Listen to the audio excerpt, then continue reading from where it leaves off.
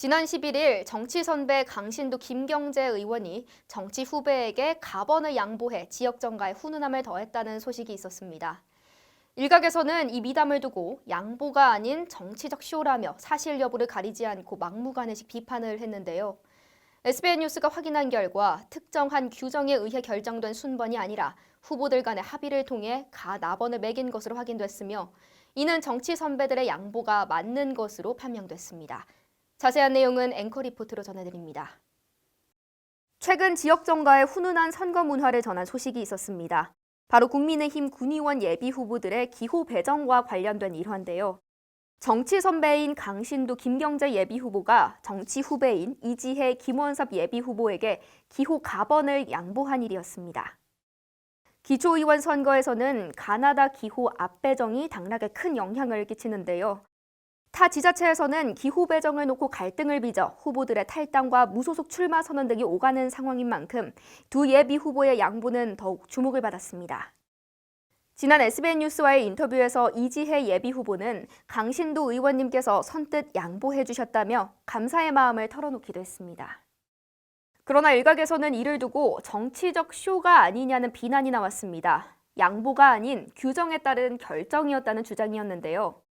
이지혜 후보가 가번을 받은 건 여성, 청년 혹은 신인과 관련된 가산점을 받았기 때문이고 김경재 후보가 가번을 받지 못한 건 3회 연속 가번을 받을 수 없다는 규정 때문이라는 말이었습니다. 그러나 SBN 뉴스가 국민의힘 충남도당과 보령 서천 당원협의회에 확인한 결과 양보가 아니라 정치쇼라는 일각의 주장은 사실이 아닌 것으로 확인됐습니다.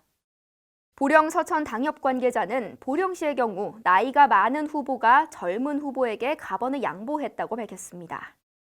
우리 보령 같은 데는 나이 많은 사람이 제일 마지막 번 갖는다고 젊은 사람 가가지라고. 또한 이 관계자는 서천군 의원 예비 후보의 순번은 후보자들 간의 합의가 이루어졌고 이 합의를 충남도당에 신고해 받은 결과라고 설명했습니다.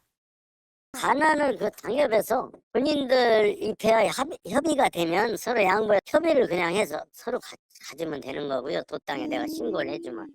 또한 여성, 청년 혹은 신인이기에 받은 가산점과 관련된 규정은 중앙당에서 따로 지침을 받지 않았다고도 말했습니다.